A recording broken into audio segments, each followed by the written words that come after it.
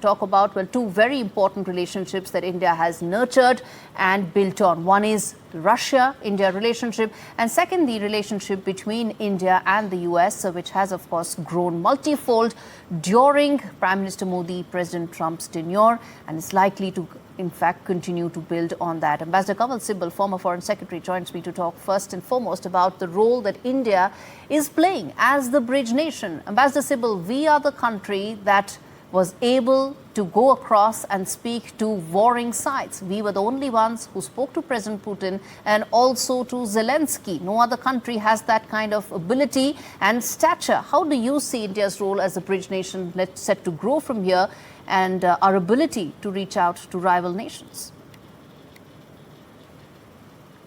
Well, India has always wanted to act as a bridge nation.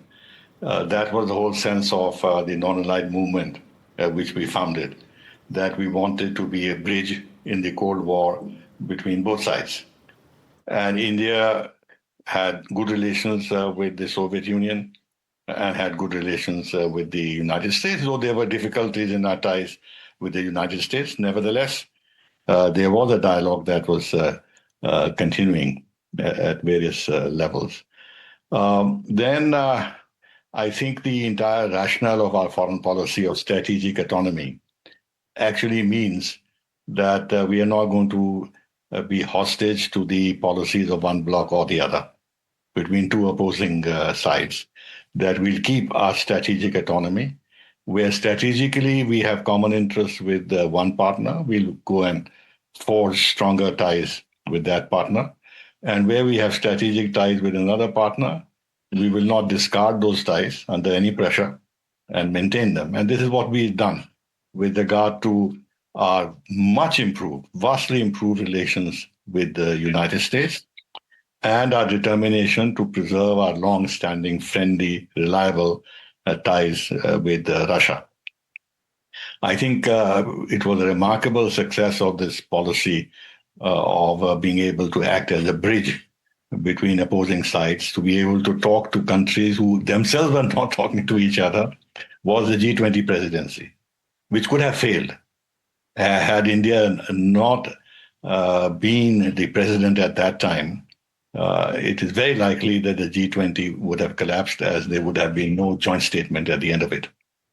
But India was able to carve out a language which was acceptable to both sides on an extremely sensitive issue.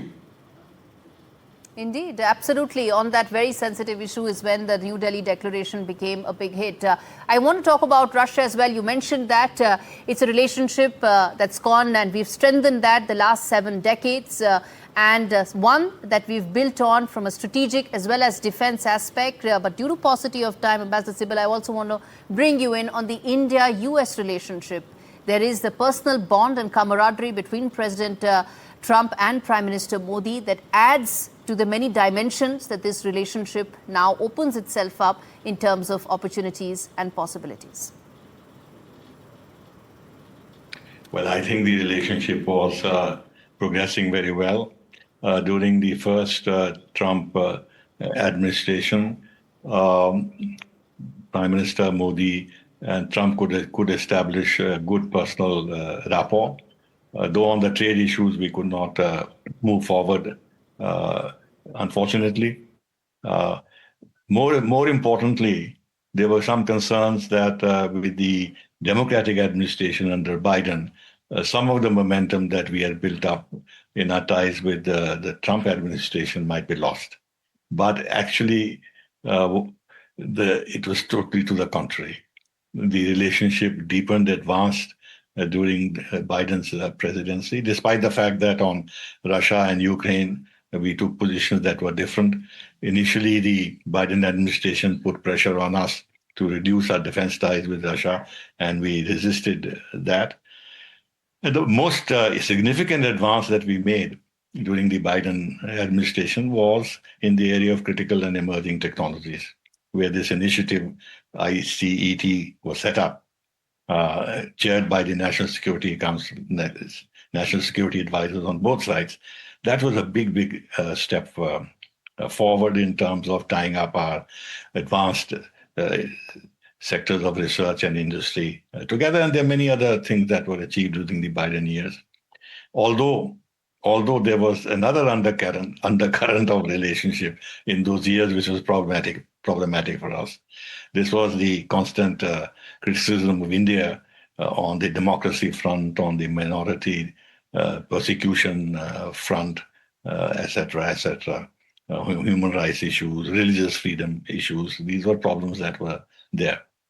Now, with the Trump administration, it was remarkable that so early on in Trump's presidency, within a few weeks of his taking over, Prime Minister Modi was invited and went there.